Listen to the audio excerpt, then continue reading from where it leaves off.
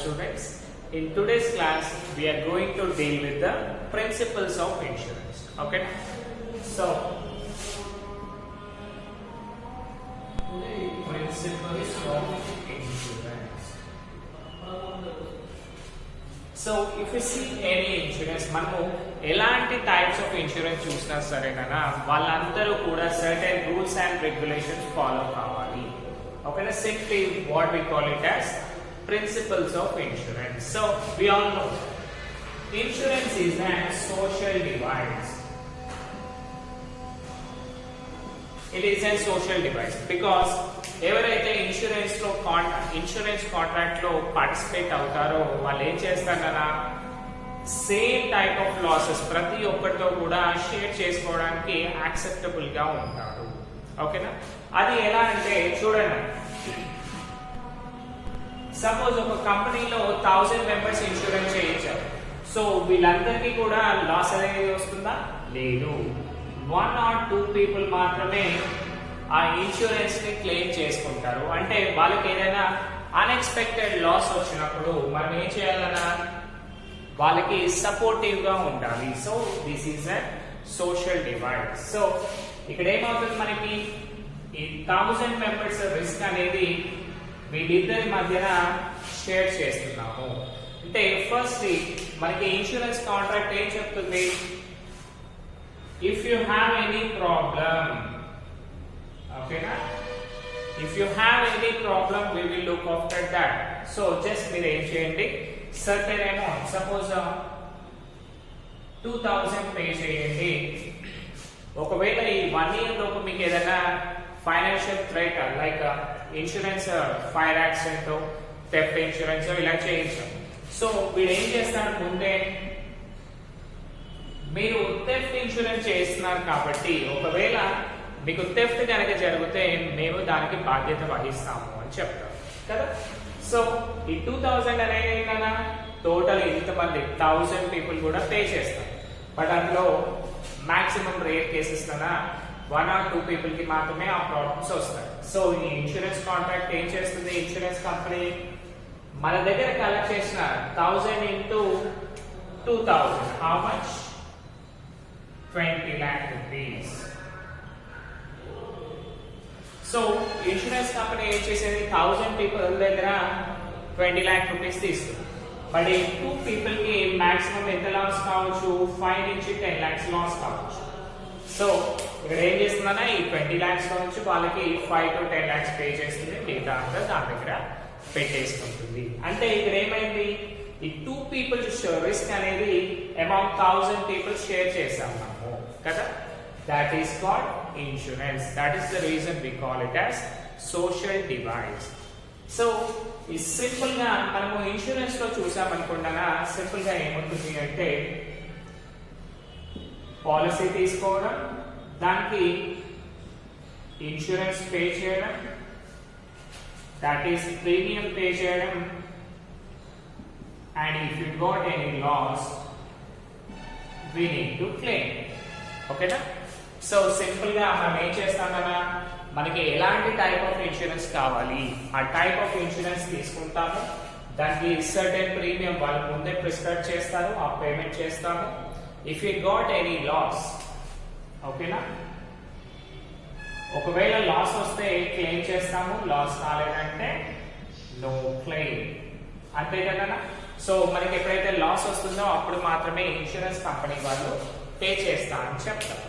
So if you see here మనకి చూడండి అలా ఇన్సూరెన్స్ ఏం చేస్తుంది, సర్టెన్ రిస్క్ అంటే 2 or పీపుల్ రిస్క్ అనేది among all the people risk ని షేర్ చేస్తా ఉంది. That is called insurance.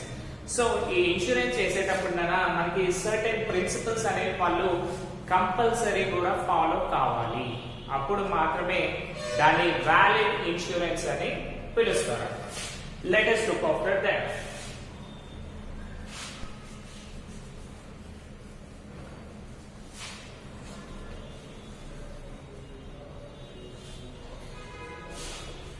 So if you see the first one,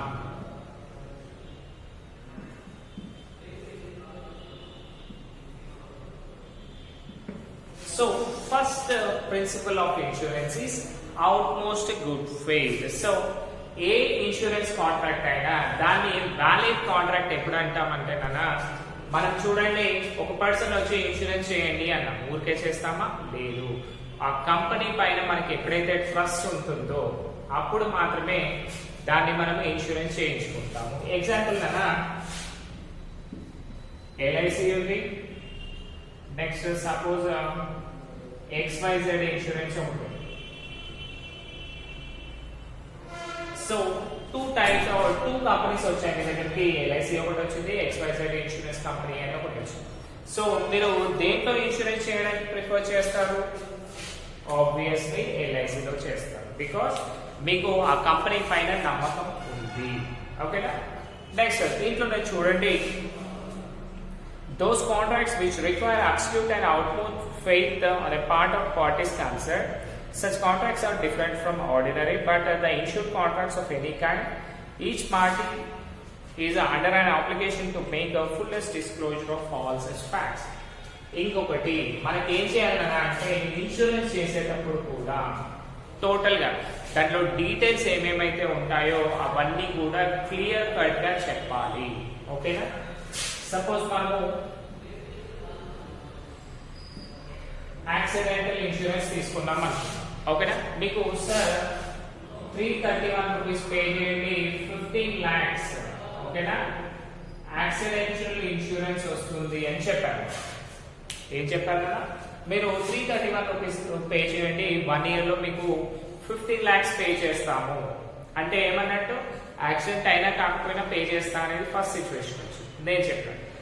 ఇంకొక పర్సన్ ఏం చేశాడు, సార్ మీరు యాక్సిడెంటల్ ఇన్సూరెన్స్ తీసుకుంటున్నారు, ఒకవేళ మీకు అన్ఎక్స్పెక్టెడ్ గా ఏదైనా యాక్సిడెంట్ జరిగింది అనుకోండి, ఒకవేళ యాక్సిడెంటల్ డెత్ ఇలాంటివి అవుతే మీకు 15 lakhs పే చేస్తాం సార్, లేదు అంటే ఏమీ పే చేయము అనేది ఎలా ఉంది అంటే, సెకండ్ సిచ్యువేషన్ లో మనం ఏం చేసాం, వాళ్ళకి క్లియర్ గా చెప్పాము. ఓకేనా? సో ఎప్పుడు కూడా మనం ఇన్సూరెన్స్ చేసేటప్పుడు insured and insurer, two parties, insurance agent and customer. ఓకేనా? వీళ్ళిద్దరు కూడా నీట్ గా మాట్లాడుకోవాలి. ఇన్ ద సెన్స్ దాంట్లో ఇన్సూరెన్స్ మీరు ఏ ఇన్సూరెన్స్ చేస్తున్నారు ఫస్ట్ వన్, నెక్స్ట్ దాంట్లో బెనిఫిట్స్ ఏంటి, ఎప్పుడు వస్తాయి అంటే కంపల్సరీ వస్తాయా లేక ఏదైనా సిచ్యువేషన్ వచ్చినప్పుడే వస్తాయా, అవన్నీ కూడా ముందే మాట్లాడుకోవాలి. అప్పుడు మాత్రమే దాన్ని మనము ఇన్సూరెన్స్ అని పిలుస్తాం అన్నమాట. ఓకేనా? So here see the binding applies particularly to the insured party who naturally in pursuit of all material facts relating to his life or property. ఓకేనా? సో కంపల్సరీ కూడా ఏం చేయాలన్నా అంటే ఇన్సూరెన్స్ కంపెనీ అండ్ కస్టమర్ వీళ్ళిద్దరు కూడా compulsory neat గా మాట్లాడుకోవాలి. Next దాంట్లో ఇంకేమైనా హిడెన్ థింగ్స్ ఉన్నాయా అవన్నీ కూడా ముందే చెప్పాలి. అలా చెప్పినప్పుడు మాత్రమే దాన్ని మనము గుడ్ ఇన్సూరెన్స్ అని పిలుస్తాం. లేదు అంటే ఏదో గ్యాంబ్లింగ్ చేసి చేయించాడు అని అనుకోవాలి. ఓకేనా? రైట్. నెక్స్ట్ వన్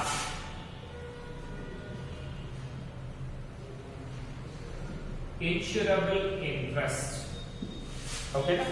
ఎవరైతే ఇన్సూరెన్స్ చేయిస్తున్నారో వాళ్ళకి కంపల్సరీ ఇన్సూరెన్స్ చేయించాలి అనే ఇంట్రెస్ట్ ఉన్నప్పుడు మాత్రమే మనకి ఇన్సూరెన్స్ పాలసీ అనేది తీసుకోవాలి, లేదు అంటే తీసుకోకూడదు.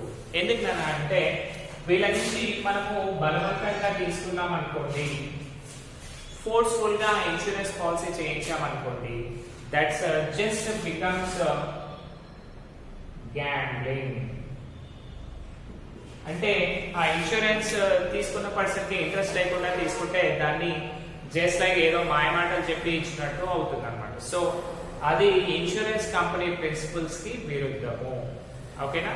అందుకనే మనం ఏం చేయాలన్నా ఇన్సూరెన్స్ పార్టీకి అవి ఏవైతే ఉంటాయో అవి నీట్ గా చెప్పాలి. చెప్తే ఆబ్వియస్ గా అతను ఒప్పేసుకుంటాడు. ఇంకొకటి అతనికి అర్థమయ్యే విధంగా చెప్పాలి. అప్పుడు మాత్రమే ఆ ఇన్సూరెన్స్ తీసుకునే పర్సన్ ఏం చేస్తాడన్నా ఇన్సూర్డ్ పర్సన్ వాటిని తీసుకుంటాడు అండ్ హ్యాపీగా ఉంటాడు. లేదు అంటే దాన్ని వ్యాలిడ్ కాంట్రాక్ట్ అని పిలువరు. అంటే అకార్డింగ్ టు చట్టబద్ధంగా పర్ఫెక్ట్ అనేది కాదు. సో ఇప్పుడు చూడండి, ఎలా అంటే మనం ఏదో మాయమాటలు చెప్పి ఇచ్చాం. ఎట్లా అంటే ఇప్పటిదాకా ఇక్కడ అయింది అనగా మీకు 1 yearలో యాక్సిడెంట్ అవుతే యాక్సిడెంట్ ఇన్సూరెన్స్ అంటే ఎప్పుడైనా యాక్సిడెంటల్ డెత్ అవుతే ఇస్తారు. యాక్చువల్లీ వీడేం చేశారు, యాక్సిడెంట్ అవుతే మీకు డబ్బులు వస్తాయండి అని చెప్పారు. సో ఇక్కడ ఏమైందన్నా వాళ్ళని మోసం చేసినట్టే కదా మనం, రైట్. అందుకనే అలా చేయకూడదు. Next one, ఇండెంటిటీ.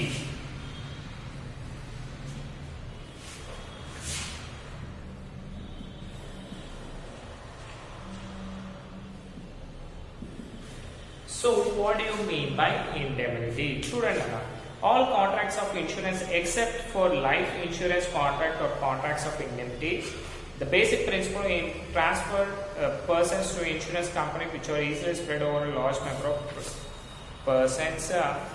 The indemnity does not apply for life and other kinds of personal insurance. In such cases, the losses caused by death cannot be calculated in terms of money. So contract of indemnity అంటేనగా ఆ insurance person ఏదైతే loss అయ్యాడో దాన్ని in terms of మనీగా calculate చేయాలి. Okay, suppose వాళ్ళ దాంట్లో fire accident అయినా మీరు ఏం చేశారంటే ఏం చేద్దాం కదా, ఫర్నిచర్ అనుకో, టోటల్ 1 floor మొత్తం కాలిపోయింది అని చెప్పారు. టోటల్ 1 floor మొత్తము ఫైర్ యాక్సిడెంట్ లో పోయిందండి అని చెప్పారు అనుకోండి. సో ఆ ఇన్సూరెన్స్ కంపెనీకి ఎంత మనీ పే చేయాలో తెలుస్తుందా? తెలియదు. అందుకనే మనం ఏం చేయాలి అంటే దీంట్లో ఫర్నిచర్ కాస్ట్ ఎంత ఉంది, suppose furniture cost 2 lakhs. Next goods that is material cost ఒక 1 lakh and all other things ఒక 2 lakhs. అంటే total worth of 5 lakhs rupees loss వచ్చిందండి మనకు అని చెప్పాలి. అలా చెప్పడం వల్ల ఏమవుతుందన్నా ఈ ఇన్సూరెన్స్ కంపెనీకి కూడా పర్ఫెక్ట్ గా అర్థమవుతుంది. అంటే మనం ఎప్పుడు ఇన్సూరెన్స్ చేయించినా సరే దాని వర్త్ ఎంత అది కూడా క్యాలిక్యులేట్ చేయాలి. అప్పుడు మాత్రమే మనం ఏంటన్నా ఈజీగా వాళ్ళకి మనీ అనేది ట్రాన్స్ఫర్ చేయగలుగుతాము. సో ఈ ఇండెమ్నిటీ ఫీచర్ మనకి పర్సన్స్ డెత్ దాంట్లో రావాలి. ఓకేనా? బికాస్ డెత్ పర్సన్ మనము మనీ టర్మ్స్ లో క్యాలిక్యులేట్ చేయలేము కదా. బికాస్ మనము ఒక ప్రాణం విలువ వెలకట్టగలుగుతామా, వాల్యూ చేయగలుగుతామా, చేయలేము. So this principle of indemnity is applicable only for the goods. ఓకేనా? గూడ్స్, నెక్స్ట్ బిల్డింగ్స్, ఫర్నిచర్, వీటికి మాత్రమే ఈ ప్రిన్సిపల్ ఆఫ్ ఇండెమ్నిటీ అనేది వస్తుందన్నమాట. దీంట్లో ఏం చేస్తున్నాం మనము ఇన్ టర్మ్స్ ఆఫ్ మనీ వాటిని క్యాలిక్యులేట్ చేస్తున్నాము. ఓకేనా? నెక్స్ట్ వన్, సెకండ్ వన్ అన్న రైట్. ఫోర్త్ వన్ చూసుకుంటే principle of సబ్రోగేషన్.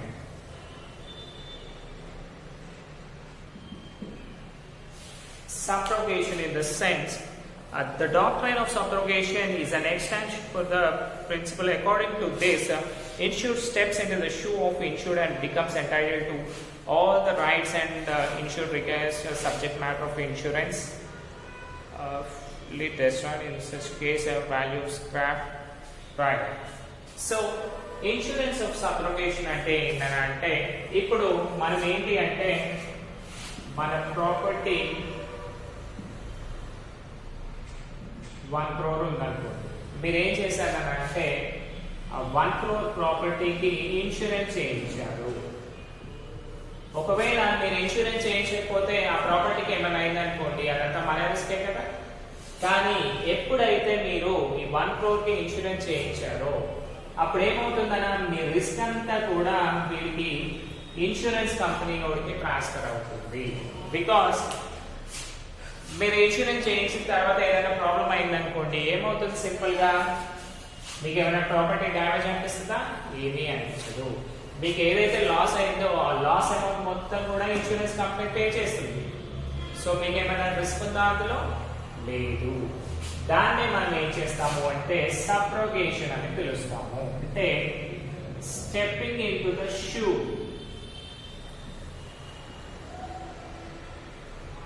Stepping in to the shoe అంటే మన చెప్పుల్లో వాళ్ళు కాలు పెట్టడం, అంటే మన ప్రాబ్లమ్స్ అన్ని కూడా ఇన్సూరెన్స్ కంపెనీ వాళ్ళు బేర్ చేసేదాన్ని ప్రిన్సిపల్ ఆఫ్ సబ్రోగేషన్ అని పిలుస్తాము.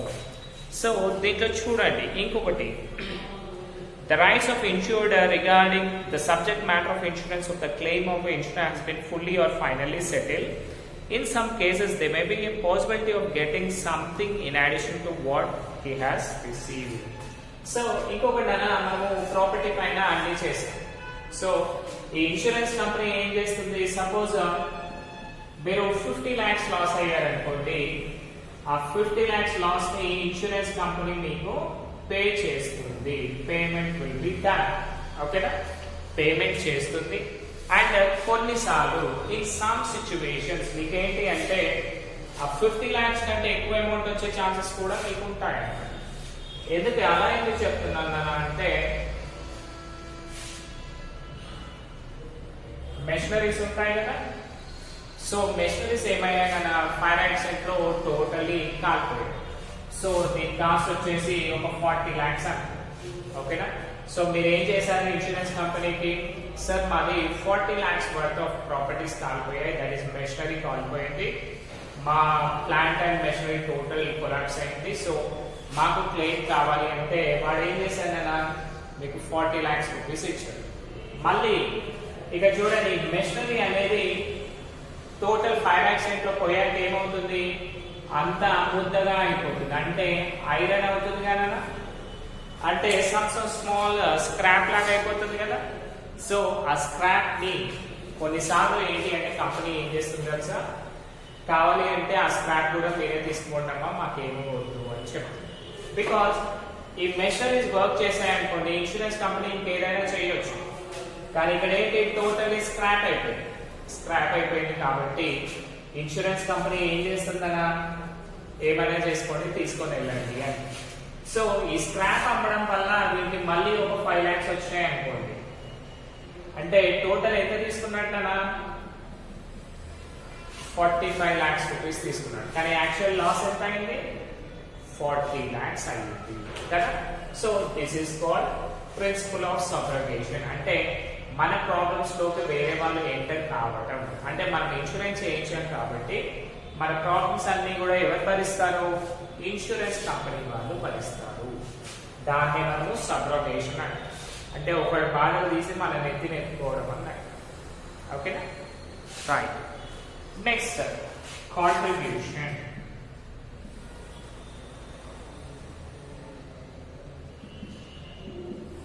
సో కాంట్రిబ్యూషన్ అంటే ఏంటన్నా సింపుల్ గా షేర్ చేసుకోవడం. షేర్ చేసుకునే దాన్నే మనము సింప్లీ కాంట్రిబ్యూషన్ అని పిలుస్తాము కదా.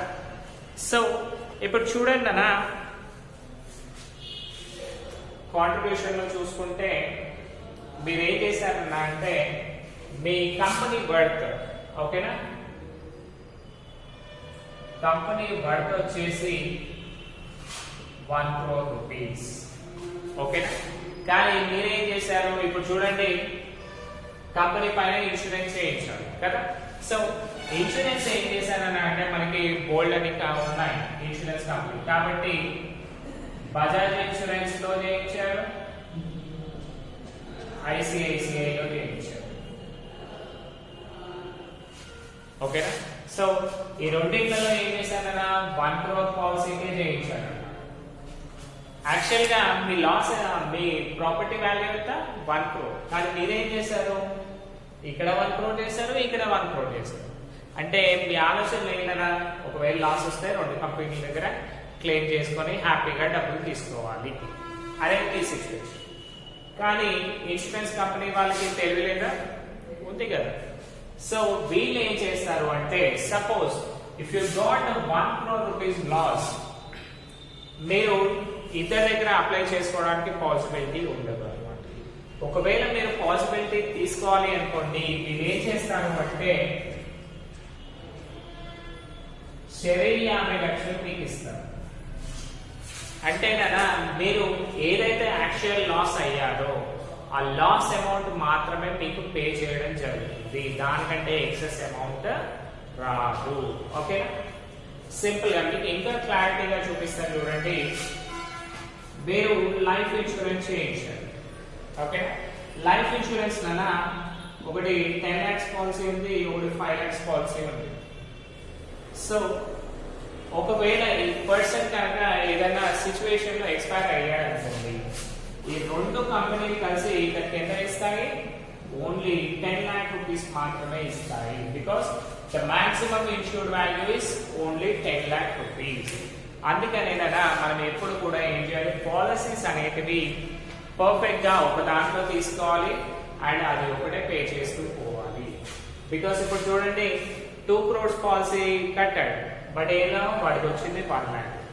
ఇక్కడ కూడా 10 plus 5 50 lakhs పే చేశాడు, కానీ ఎంత వచ్చింది? ఓన్లీ 10 lakh rupees మాత్రమే వచ్చింది. దాన్నే మనము కాంట్రిబ్యూషన్ అంటాం. ఒకవేళ మీరు కావాలి అనుకుంటే ఎనీ వన్ కంపెనీ నుంచి 1 crore rupees తీసుకోవచ్చు, ఓకేనా. బట్ మళ్ళీ ఏం చేస్తారు కదా, మీకు డబ్బులు ఇచ్చేసి తర్వాత ఇవి రెండు కూడా మ్యూచువల్ అండర్స్టాండింగ్ లో, అంటే ఏది ఎంత షేర్ చేసుకోవాలి అని మనకు మ్యూచువల్ అండర్స్టాండింగ్స్ ఉంటాయి. వాళ్ళిద్దరూ కలిసి మళ్ళీ ఆ రిస్క్ ని షేర్ చేసుకుంటారు. దాన్ని మనము ప్రిన్సిపల్ ఆఫ్ కాంట్రిబ్యూషన్ అని పిలుస్తాము, ఓకేనా. Next, mitigation of losses.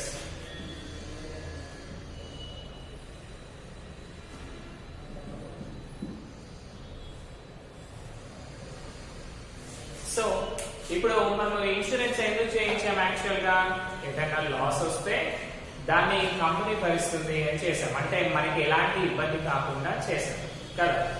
అలా అని మీ కళ్ళ ముందే మీ కంపెనీ కాలిపోతుంది, ఫైర్ ఇన్సూరెన్స్ చేయించారు, అది తగలబడిపోతుంది. అప్పుడు మీరు ఏం చేయాలన్నా, ఏ ఇన్సూరెన్స్ కంపెనీ చూసుకుంటుందిలే నాకేంటి అని అనుకోకూడదు, ఎప్పుడు కూడా అలా అనుకోకూడదు. సో మాక్సిమం మీరు ఏం చేయాలి అంటే ఆ లాస్ అనేది మాక్సిమం మినిమైజ్ చేయడానికి మాత్రమే ట్రై చేయాలి. అంటే ఇప్పుడు మీరు ఇన్సూరెన్స్ లేదనుకోండి, ఎంత యాక్టివ్ గా దాన్ని ఆపడానికి చూస్తారో అలాగే చూడాలి. సో దాన్ని మనము మిటిగేషన్ ఆఫ్ లాస్ అని పిలుస్తాము.